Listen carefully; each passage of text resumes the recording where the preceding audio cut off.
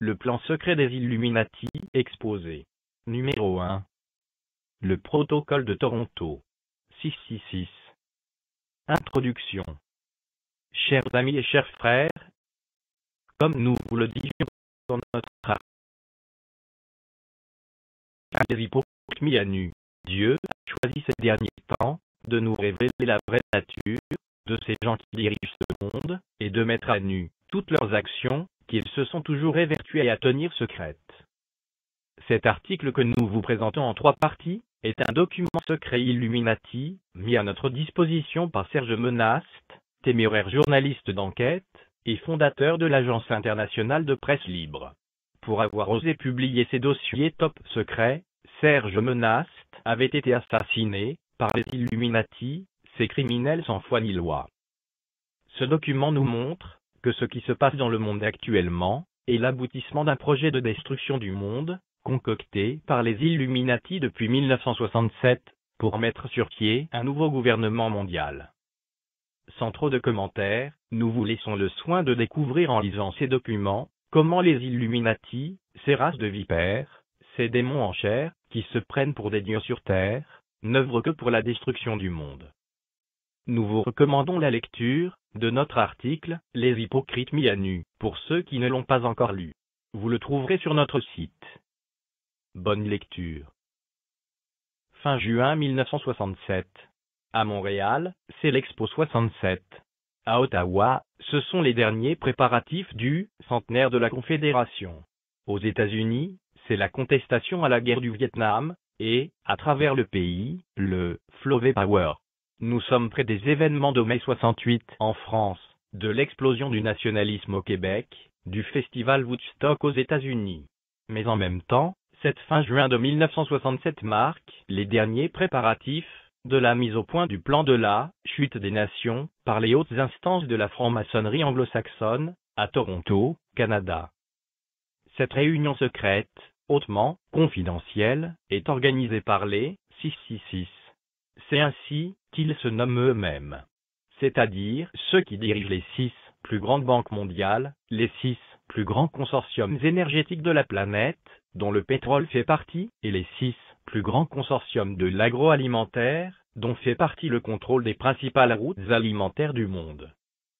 Ces 666, étant les plus hauts responsables de la finance internationale, vont définir, à l'intérieur de leur réunion, une stratégie commune en vue de la mainmise absolue sur le commerce mondial, sur la possession de l'arme énergétique, porte ouverte sur le XXIe siècle, et sur le contrôle international de l'agroalimentaire, lequel comprend aussi, pour eux, les consortiums pharmaceutiques, comprenant à leur tour le marché mondial des vitamines et des vaccins. Leur plan se résume à 3 orientations majeures, l'économique, le politique et le social, pour les années 70 et 80.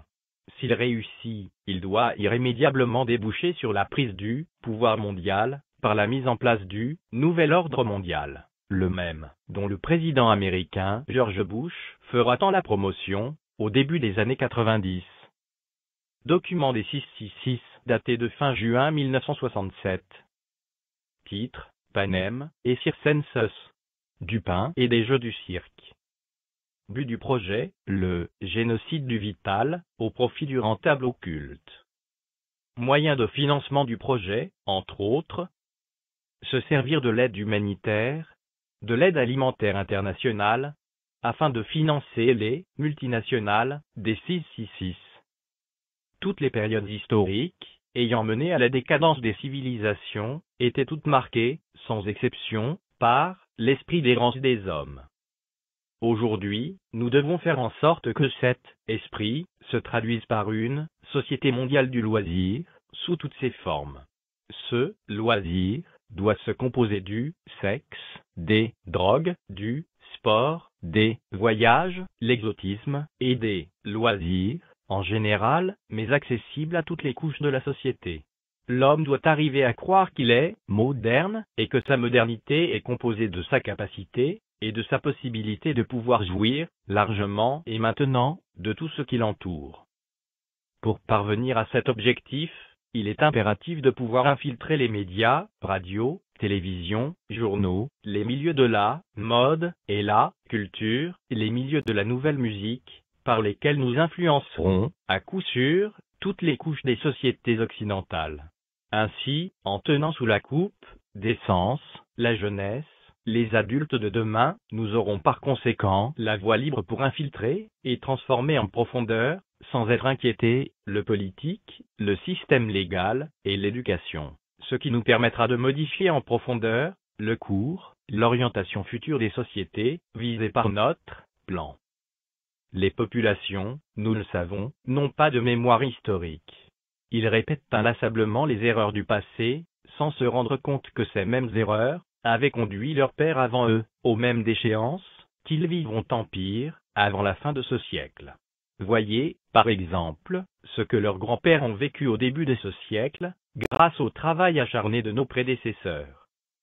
Après avoir connu, sans limite, la libération des mœurs, l'abolition de la morale, en d'autres mots, l'errance de l'esprit, ils expérimentèrent la crise économique, puis la guerre.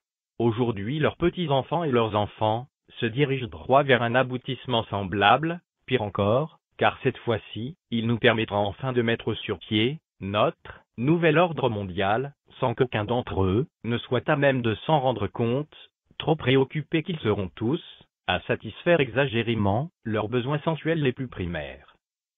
Une norme générale plus qu'importante, et qui a déjà fait ses preuves au début de ce présent siècle, dans la construction et la mise en place du système communiste, par les regrettés aux officiers de nos loges, et la rentabilité de l'exception. En principe, nous le savons, l'exception prouve la règle générale, qui lui est contraire. Mais dans notre vocabulaire, l'exception, c'est ce qui doit être imposé à tous. Nous devons faire en sorte de faire des exceptions dans différentes sphères de la société, comme devant être de nouvelles règles générales, applicables à tous, un objectif premier de toutes les futures contestations sociales, menées par la jeunesse des nations. Ainsi l'exception deviendra le détonateur, par lequel toute la société historique s'effondrera sur elle-même, dans un essoufflement et une confusion sans précédent. Les fondements de la société occidentale, dans leur essence, proviennent en droite ligne de l'héritage judéo-chrétien. C'est précisément ce même héritage qui fit de la famille le nœud, la pierre angulaire de tout l'édifice social actuel. Nos prédécesseurs, qui avaient financé les écrivains révolutionnaires de la fin du XIXe siècle et du début du XXe siècle, avaient compris l'importance de fractionner, puis de faire éclater ce noyau vital, s'ils voulaient, en Russie, parvenir à mettre en place le nouveau système communiste d'alors. Et c'est précisément ce qu'ils firent, en faisant minutieusement produire par les philosophes et les écrivains non conformistes de l'époque, un manifeste à la gloire de l'État-Dieu, celui-ci ayant la primauté absolue sur l'individu, sur la famille. Pour aboutir avec certitude à la construction d'un gouvernement mondial, un nouvel ordre mondial communautaire, où tous les individus, sans exception, seront soumis à l'État mondial, de l'ordre nouveau, nous devons, en premier lieu, faire disparaître la famille, ce qui entraînera, du même coup, la disparition des enseignements religieux ancestraux. Et en deuxième lieu, niveler tous les individus, en faisant disparaître les classes sociales, en particulier, les classes moyennes. Mais nous devons procéder de manière à ce que tous ces changements apparaissent comme étant issus de la volonté populaire, qu'il est l'apparence de la démocratie. En se servant de cas isolés, mais en les amplifiant à l'extrême, avec l'aide de contestations étudiantes, noyautées par nous, de journalistes favorables à notre cause, et de politiciens achetés, nous parviendrons à faire mettre en place de nouveaux organismes ayant toutes les apparences de la modernité, tel un bureau de la protection de l'enfance, protégé par une charte des droits et libertés.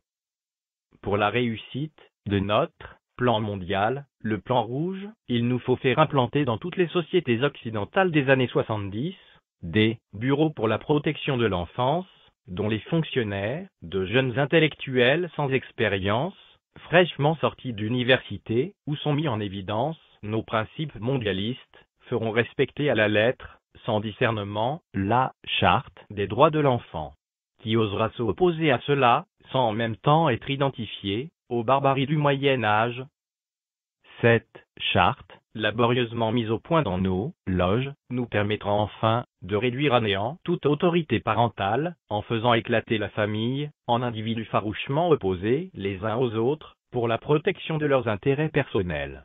Elle encouragera les enfants à dénoncer des parents trop autoritaires, parce que trop traditionnels, trop religieux. Elle contribuera ainsi à soumettre les parents à une psychose collective de la peur, ce qui provoquera inéluctablement, d'une manière générale dans la société, un relâchement de l'autorité parentale. Ainsi, nous aurons réussi, dans un premier temps, à produire une société semblable à celle de la Russie des années 50, où les enfants dénonçaient à l'État leurs parents, et cela sans que personne ne s'en aperçoive. En transférant ainsi à l'État le rôle parental, il nous sera plus facile, par la suite, de nous accaparer, une par une, de toutes les responsabilités qui avaient été, jusqu'à date, du ressort exclusif des parents.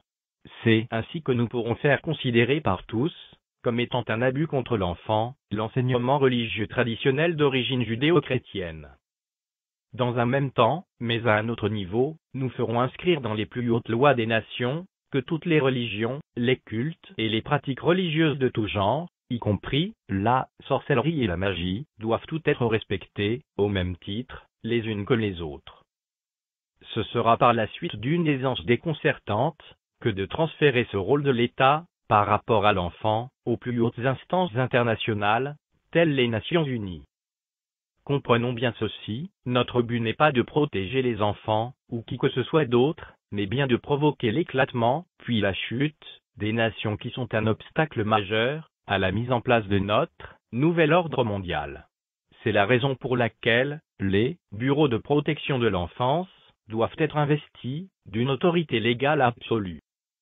Ils doivent être en mesure, comme bon leur semblera, mais toujours sous le prétexte de la protection de l'enfant, de pouvoir retirer ces derniers de leurs milieux familiaux originels, et les placer dans des milieux familiaux étrangers, ou des centres gouvernementaux, déjà acquis à nos principes mondialistes, et à religieux. Par conséquent, sera ainsi achevée la brisure définitive de la cellule familiale occidentale. Car sans la protection, et la surveillance de leurs parents originaux, ces enfants pourront ainsi être définitivement handicapés, dans leur développement psychologique et moral, et représenter, par voie de conséquences naturelles, des proies facilement adaptables à nos visées mondialistes. Pour la réussite assurée d'une telle entreprise, il est primordial que les fonctionnaires, travaillant dans ces bureaux, au service de l'État, soient jeunes, sans expérience passée, imbus de théorie, que nous savons vide, et sans efficacité, et surtout, soient obsédés par l'esprit missionnaire de grands protecteurs de l'enfance menacée. Car pour eux, tous les parents doivent représenter des criminels en puissance, des dangers potentiels au bien-être de l'enfant, ici considéré comme étant un Dieu.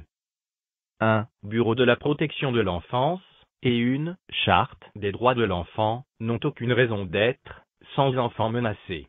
De plus, les exceptions et les exemples historiques utilisés pour leur mise en place finiraient, tôt ou tard, par disparaître, s'ils n'étaient pas constamment alimentés par de nouveaux cas, se produisant sur une base continue.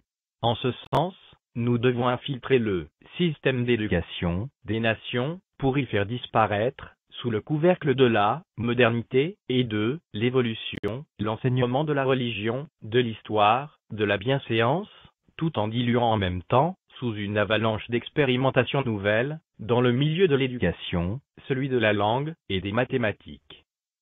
De cette manière, en enlevant aux jeunes générations toute base et toute frontière morale, toute connaissance du passé, donc toute fierté nationale, donc tout respect d'autrui, tout pouvoir par la connaissance du langage et des sciences, donc sur la réalité, nous contribuerons à fabriquer une jeunesse largement disposée à toutes les formes de délinquance. Dans ce nouvel univers, morcelé par la peur des parents et leur abandon de toute responsabilité face à leurs enfants, nous aurons la voie libre pour former, à notre manière, et selon nos objectifs premiers, une jeunesse où l'arrogance, le mépris, l'humiliation d'autrui, seront considérés comme étant les nouvelles bases de l'affirmation de soi et de la liberté.